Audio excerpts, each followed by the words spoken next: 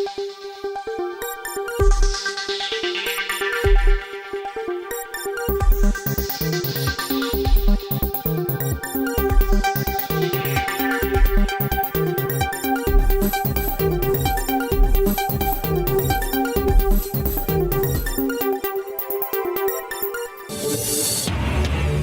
হাসিনাকে ফেরানোর বিষয়ে যা জানালো পররাষ্ট্র মন্ত্রণালয়।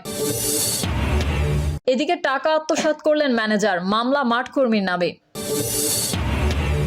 জানাবো আওয়ামী লীগ নতুন করে সংগঠিত হচ্ছে, আমার কাছে তথ্য আছে, বললেন অলি। এদিকে ভারতীয় শাড়ি আগুনে পোড়ালেন রিজভী। এবং সর্বশেষ জানাবো ঐক্য করতে গিয়ে বাকশাল করে ফেললে কাজ হবে না, বললেন ডক্টর মঈন খান। এতক্ষণ শুনছিলেন সংবাদ শিরোনাম, এবারে বিস্তারিত। তবে তার আগে অনুরোধ থাকবে আমাদের চ্যানেলটি সাবস্ক্রাইব করে বেল আইকনটি ক্লিক করুন। শেখ হাসিনাকে ফেরানোর বিষয়ে যা জানালো পররাষ্ট্র মন্ত্রণালয়। সাবেক প্রধানমন্ত্রী শেখ হাসিনাকে ভারত থেকে ফিরিয়ে আনার উদ্যোগ নিতে এখনও সংশ্লিষ্ট কর্তৃপক্ষ থেকে কোনো নির্দেশনা আসেনি বলে জানিয়েছে পররাষ্ট্র মন্ত্রণালয়। বৃহস্পতিবার বিকেলে সাপ্তাহিক ব্রিফিংয়ে পররাষ্ট্র মন্ত্রণালয়ের মুখপাত্র মোহাম্মদ রফিকুল আলম এই তথ্য জানিয়েছেন। তিনি বলেন, ভারতের পররাষ্ট্র সচিবের ঢাকা সফরে দ্বিপাক্ষিক সব বিষয় নিয়ে আলোচনা হবে। এর মধ্যে বাণিজ্য, পানি বণ্টন ইস্যু থাকবে। এ সময় সাংবাদিকদের এক প্রশ্নের জবাবে পররাষ্ট্র মন্ত্রণালয়ের মুখপাত্র বলেন, যুক্তরাষ্ট্রের প্রেসিডেন্ট পরিবর্তন হলেও দেশটির পররাষ্ট্রনীতি অপরিবর্তিত থাকে। এর ফলে বাংলাদেশের সঙ্গে সম্পর্কের কোনো প্রভাব পড়বে না। তিনি বলেন, আগামী 9 ডিসেম্বর প্রধান উপদেষ্টার সঙ্গে ইইউ এর 27টি দেশের রাষ্ট্রদূত এবং ইইউ এর রাষ্ট্রদূত সহ মোট 28 জন কূটনীতিকের সম্মিলিতভাবে বৈঠক করবেন বলে আশা করা যাচ্ছে। ইইউ এর সব সদস্য রাষ্ট্রের রাষ্ট্রদূত একত্রিত হয়ে সরকার প্রধানের সঙ্গে আলোচনার উদ্যোগটি এবারই প্রথম। এই উদ্যোগ বাংলাদেশ ও ইইউ এর মধ্যে সম্পর্ক আরও সুসংগত করবে বলে আশা করা যাচ্ছে। এদিকে টাকা আত্মসাৎ করলেন ম্যানেজার, মামলা মাঠকর্মীর নামে। নাটোরে গ্রাহকদের 23,76,600 টাকা আত্মসাৎ করেছেন রিসোর্স ইন্টিগ্রেশন সেন্টার নামের একটি বেসরকারি সংস্থার ব্যবস্থাপক। কিন্তু এই টাকা আদায়ে নিরপরাধ মাঠকর্মীদের কাছে থেকে নতুন জুডিশিয়াল স্ট্যাম্প ও ফাঁকা চেকে স্বাক্ষর নেওয়া ও থানায় মামলা দিয়ে হয়রানির অভিযোগ উঠেছে। তদন্তে ব্যবস্থাপকের বিরুদ্ধে টাকা তুলে আত্মসাতের অভিযোগ প্রমাণ হলেও অন্যায়ভাবে মাঠকর্মীদের চাকরি চুক্তি সহ নানাভাবে হয়রানি করা হচ্ছে। এ ঘটনায় বড়াইগ্রাম থানায় বেসরকারি সংস্থা রিক কর্তৃপক্ষ এবং মাঠকর্মী সাজেদা খাতুন পাল্টাপাল্টি মামলা করেছেন। অনুসন্ধানে জানা গেছে, বেসরকারি সংস্থা রিকের নাটোর সদর শাখা ব্যবস্থাপক কামরুজ্জামান গত 13 জুন 23,76,600 টাকা তুলে নিয়ে পালিয়ে যান। এ ব্যাপারে গত 25 জুন নাটোর সদর থানায় অভিযোগ করা হয়েছে। তদন্তে কামরুজ্জামানের টাকা আত্মসাৎ করে পালিয়ে যাওয়ার ঘটনার প্রমাণ মিলেছে। গত 27 জুন ঢাকা কেন্দ্রীয় কার্যালয়ের উপমহাব্যবস্থাপক আল মনসুর রহমান এবং এরিয়া ম্যানেজার রিয়াজ শেখ সহ কর্মকর্তারা মাঠকর্মী সাজেদা খাতুন, নূর মোহাম্মদ ও ইবনে বতুতা আমিনকে অফিসে ডেকে সব গ্রাহকদের পাশ বয়ে জোরপূর্বক টাকা আদায়কারী স্বাক্ষর নেন। এ সময় সব টাকার দায়ভার তাদের উপর চাপিয়ে সাজেদা খাতুনের পরিচিত সমিতি হতে 14,95,100 টাকার বিপরীতে তার কাছ থেকে যমুনা ব্যাংক নাটোর শাখার ফাঁকা চেক এবং 400 টাকার নন জুডিশিয়াল স্ট্যাম্পে হুমকির মুখে স্বাক্ষর নেন। বর্তমানে সাজেদা খাতুন বড়াইগ্রামের বনপাড়া শাখায় কর্মরত থাকলেও তাকে অফিসে যেতে নিষেধ করা হয়েছে। চাকরি হারিয়ে সন্তানদের নিয়ে এমনিতেই সাজেদা খাতুন মানবেতর জীবনযাপন করছেন। তারপরও কামরুজ্জামানের কাছ থেকে টাকা আদায়ে ব্যর্থ হয়ে তার নামে চেক ডিসঅনার মামলা সহ প্রাণনাশের হুমকি দেওয়ার দিশেহারা হয়ে পড়েছেন তিনি। এ অবস্থায় যথাযথ তদন্তের মাধ্যমে প্রকৃত দোষী ব্যবস্থাপককে গ্রেফতার সহ গ্রাহকদের টাকা আদায় করা এবং তাকে চাকরিতে পুনর্বহাল করে হয়রানি থেকে মুক্তি দেওয়ার দাবি জানান সাজেদা খাতুন। এই ব্যাপারে জানতে চাইলে রিসোর্স ইন্টিগ্রেশন সেন্টারের জোনাল ম্যানেজার রেজাল করিম বলেন, ব্যবস্থাপক পালিয়ে গেছে এবং তার নামে থানায় 23 লক্ষাধিক টাকা আত্মসাতের ব্যাপারে অভিযোগ করা হয়েছে সত্য, কিন্তু টাকা উঠানোর দায়িত্ব যেহেতু মাঠকর্মীর, তাই তাদেরই টাকা দিতে হবে। তবে চেক ও স্ট্যাম্পে জোর করে স্বাক্ষর নেওয়ার অভিযোগ সঠিক নয় বলে দাবি করেন তিনি। আওয়ামী লীগ নতুন করে সংগঠিত হচ্ছে, আমার কাছে তথ্য আছে, বললেন অলি।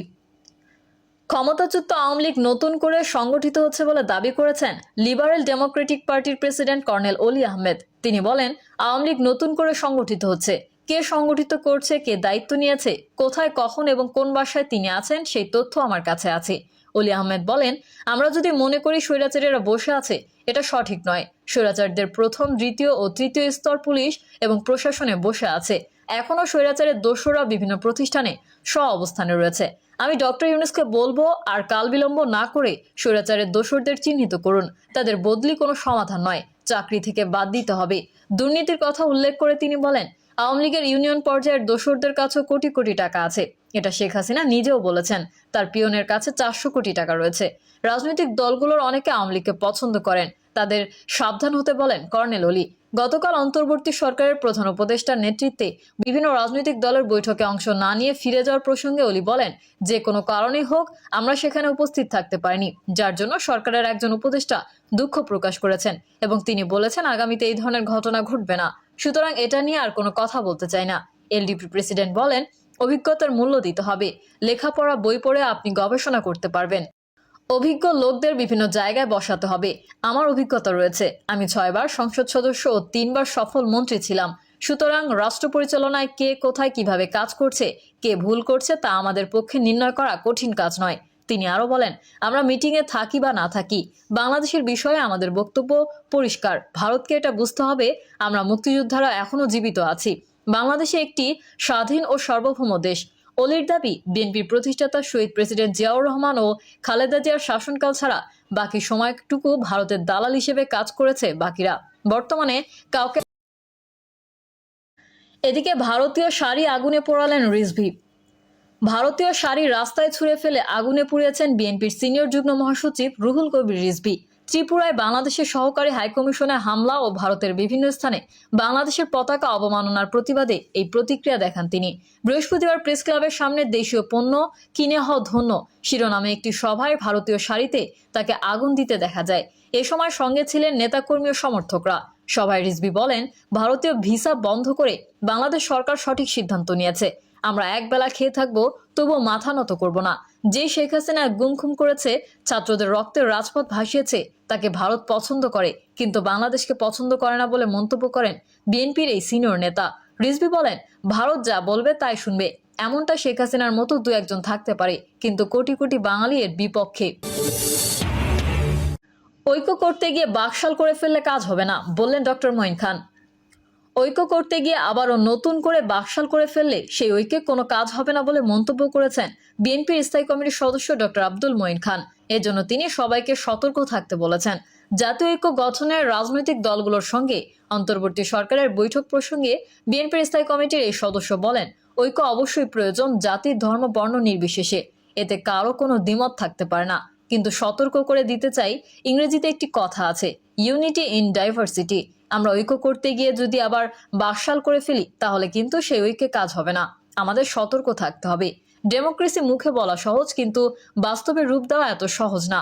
ডক্টর মঈন খান বলেন, বাংলাদেশের মানুষের মনস্তাত্ত্বিক যে অবস্থান, স্বাধীনতার যে আবেদন আকাঙ্ক্ষা, কথা বলার যে ইচ্ছা, ভোট দেওয়ার যে প্রচেষ্টা, আমি কিন্তু ব্যবসায়ী বা রাজনৈতিক নেতাদের কথা বলছি না। আমি বলছি হাটে মাঠে ঘাটে ফসলের ক্ষেতের মানুষ, রিক্সা চালক ও গার্মেন্টস কর্মীদের কথা। তাদের আকাঙ্ক্ষা কিন্তু অর্থবৃত্ত ও বৈভব ও ক্ষমতা নয়। তাদের আকাঙ্ক্ষা 5 বছর পর পর একটি ভোট দিতে পারা। তিনি বলেন, নতুন প্রজন্মের কথা আপনারা বলেন, কোথায় নতুন প্রজন্ম?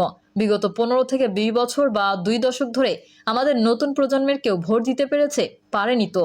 তৃণমূলের মানুষ যারা ঠিকমতো খেতে পায় না, খাবারের জন্য অনেক